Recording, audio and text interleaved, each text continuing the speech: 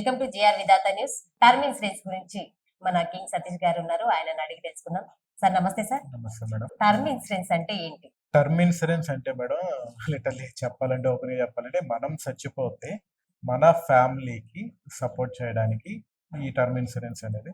Like మనం every year ఇంత some amount అనేది కట్టుకుంటే మనకు ఒక 50 లక్షలు ₹1,00,00,000 అనేది మన పేరు మీద ఉంటుంది. సో ఈ టర్మ్ ఇన్సూరెన్స్ అంటే సమ్ అప్పారావు అని ఒక అతను ఉన్నాడు అనుకుందాం.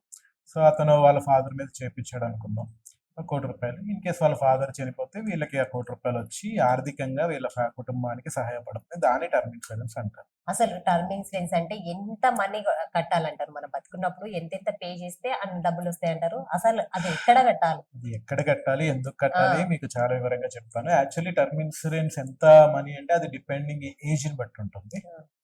అంటే లైక్ ఇప్పుడు మన ఏజ్ వాళ్ళు అనుకోండి, ఒక 18 to 20,000 అట్లా కట్టుకుంటే సరిపోద్ది. నేను చెప్పేది ₹1,00,00,000 లేకపోతే ఒక 70 లక్షలు 50 లక్షలు సంవత్సరానికి 18 to 20,000 కట్టుకోవాల్సి వస్తుంది. అదే ఇన్ కేసు ఒక 40+ వాళ్ళైతే ఒక 30-35 అట్లా ఉంటుంది. 50-55-60+ ఉంటే వాళ్ళ ఏజ్ని బట్టి, వాళ్ళున్న హెల్త్ కండిషన్ బట్టి, వాళ్ళకి బీపీ షుగర్ కామన్. అవి కాకుండా ఇంకేమైనా హెల్త్ కండిషన్స్ ఉన్నాయి, ఇంతకుముందు ఏమైనా ఆపరేషన్స్ జరిగినాయి, ఇవన్నీ చేసుకుని దాన్ని బట్టి ఒక 40,000 50,000 60,000 అని డిపెండ్ అయ్యి ఉంటుంది. సో ఇది కట్టడం వల్ల ఉపయోగాలు ఏంటి అని అడిగారు కదా. సో ఉపయోగాలు ఏంటంటే చెప్తానండి. లైక్ యాక్చువల్లీ నేను ఒకసారి ఆంధ్ర వెళ్ళినప్పుడు ఒక అతన్ని చూశాను. అతని పేరు మల్లన్న. సో అతను పచ్చి తాగుబోతు. అతనికి 2 కూతుర్లు. సో వాళ్ళ వైఫ్ ఏదో కష్టపడి అక్కడిక్కడ పని చేసుకుని ఏదో కూతుర్ని ఏదో ఉన్న కాడికి చదివిస్తా ఉంది. వీడు మాత్రం రోజు కూలి పనికి వెళ్తాడు, వస్తాడు, ఆ డబ్బులతోనే తాగుతాడు. సో ఇంకా ఎంత చెప్పినా మారట్లేదు. లైక్ 2 కూతుర్లు చదువుకోవడం వల్ల వాళ్ళకి కొంచెం అంతో కొంత తెలివి ఉంది. సో నేను 2019-20 ఆ టైంలో ఇట్లానే టర్మ్ ఇన్సూరెన్స్ గురించి కూడా నేను కొన్ని వీడియోస్ చేసి పెట్టడం జరిగింది. సో ఆ అమ్మాయి అప్పుడు ఆ వీడియోలు చూసి తనకి అర్థమైన దాని గురించి అర్థం చేసుకుని కొన్ని తనకి తెలియని నాకు కామెంట్ చేసి అన్నయ్య ఒకసారి కాల్ చేయండి అంటే నేను కాల్ చేసి మాట్లాడడం జరిగింది. సో ఆ రకంగా తర్వాత తను నాకు ఫ్రెండ్ కూడా అయిపోయింది. సో అందుకోసమే నేను మన వాళ్ళ ఊరు వెళ్ళినప్పుడు వాళ్ళని చూస్తే తను 2022 తనకి జాబ్ వచ్చిన తర్వాత ఓకే ఫాదర్కి హెల్త్ కండిషన్స్ బాగుండట్లేదు, ఎందుకైనా మంచిది అని చెప్పేసి ఫస్ట్ హెల్త్ ఇన్సూరెన్స్ చేపించింది, తర్వాత ఈ టర్మ్ ఇన్సూరెన్స్ కూడా చేపించింది. తర్వాత హెల్త్ ప్రాబ్లమ్స్ వస్తానే ఉన్నాయి. పాపం వీళ్ళు మొత్తుకుంటూనే ఉన్నారు. డాడీ తాగడం మానేసే డాడీ, నువ్వు ఉండాలి డాడీ, మా పెళ్ళిళ్ళు కావాలి డాడీ, నువ్వు లేకపోతే మాది ఏమైపోతుంది, డబ్బులు ఉన్నా లేకపోయినా నువ్వు లేకపోతే ఎట్లా, చాలా రకాల ట్రై చేస్తారు కానీ వాడు వినలేదు. ఫైనల్లీ ఒక రోజు అన్ఎక్స్పెక్టెడ్ అతను చచ్చిపోవడం జరిగితే ఇంకా చుట్టాలు పేరుకే చుట్టాలు, ఎవడో ఒక రూపాయి సాయం చేసేటోడు ఉండరు. సో ఫుల్ గా వేడుస్తుంది వాళ్ళ మమ్మీ. 2 పెళ్లికి వచ్చిన కూతుర్లు ఉన్నారు, రూపాయి సేవింగ్స్ లేవు, పెళ్ళిళ్ళు ఎలా చేయను, ఉన్న ఒక్క మగతోడు కూడా పోయింది. వాడు ఉన్నా లేకపోయినా, వాడు ఉన్నప్పుడు ఏమి ఇవ్వకపోయినా కనీసం మనిషి అనేవాడు ఉంటే అదొక ధైర్యం కదా, ఇప్పుడు ఆ ధైర్యం కూడా పోయింది.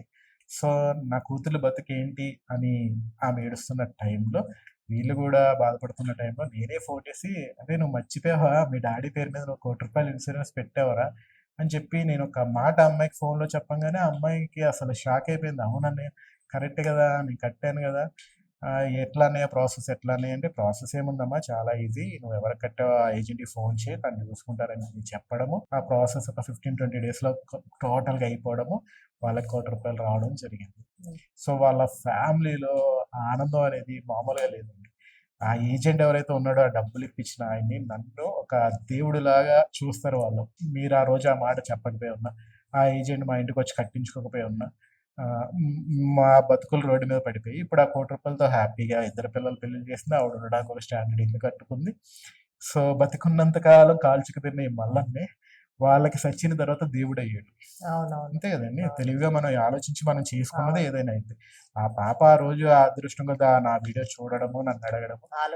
అంటే కొన్ని 100 మంది 1000 మంది 1,00,000 మంది చూస్తారు నా వీడియోస్, బట్ ప్రతి ఒక్కళ్ళు చెప్పింది వినాలని లేదు, కట్టాలని లేదు. బట్ ఆ పాప తెలివైన నిర్ణయం తీసుకుంది, ఇప్పుడు హ్యాపీగా మ్యారేజ్ చేసుకుని లైఫ్ లీడ్ చేసుకుంటుంది.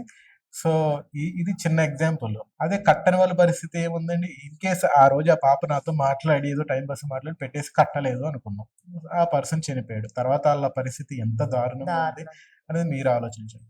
సో అలాగా అంటే వాళ్ళు ఏదో కష్టాల్లో ఉన్నారు కాబట్టి కట్టుకున్నారు కాబట్టి వాళ్ళకి సెట్ అయింది, అందరూ కట్ట అవసరం లేదని కొంచెం తెలివైన పుల్లారావులు అప్పారావులు అనుకుంటారు. సో లైఫ్ ఎప్పుడు ఒకలా ఉండదు. లైక్ లాస్ట్ ఎపిసోడ్లో మనం మా ఫ్రెండ్ గురించి చెప్పుకున్నాం కదా, లారీ గురించి. సో అట్లా ఎప్పుడు ఏమైపోద్దో తెలియదు.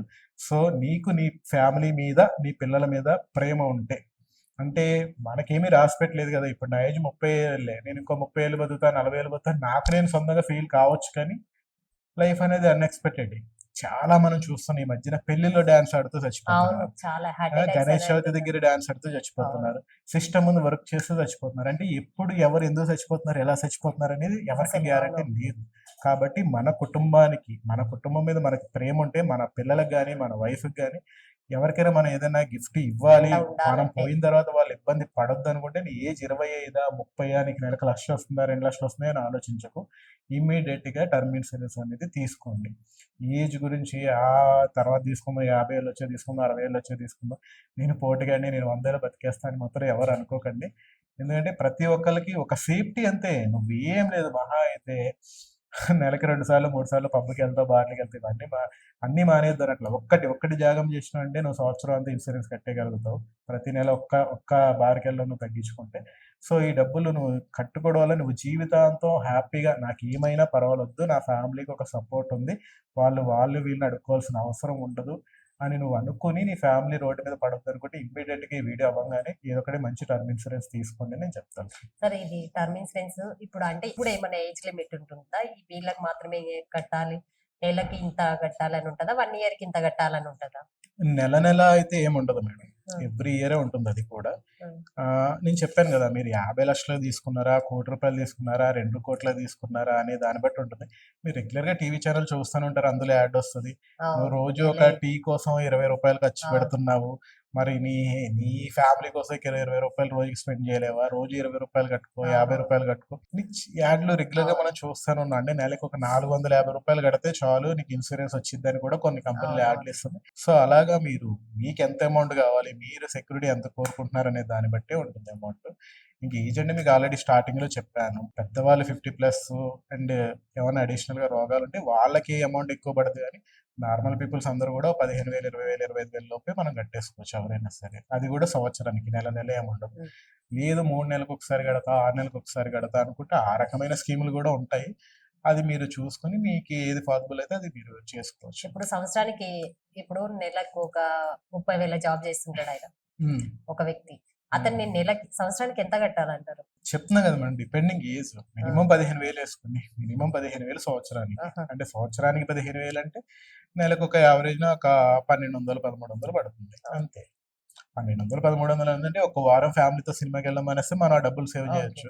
సో హ్యాపీగా నెలలో 4 వారాలు నేను సేవ్ చేయను, అట్లా నెలలో ఒక్క వారం నీ కుటుంబం కోసం, నీ సేఫ్టీ కోసం నువ్వు పెట్టుకుంటే ముందు హ్యాపీగా మనం తర్వాత మన ఫ్యామిలీ కట్టేసుకోవచ్చు. బాగుంటదని. బాగుంటుంది. థ్యాంక్ యూ అట్లా సార్, మంచి ఇన్ఫర్మేషన్ ఇచ్చిండ్రు. టర్మ్ ఇన్సూరెన్స్ గురించి సార్ చాలా వరకు మంచి ఇన్ఫర్మేషన్ ఇచ్చారు కదా.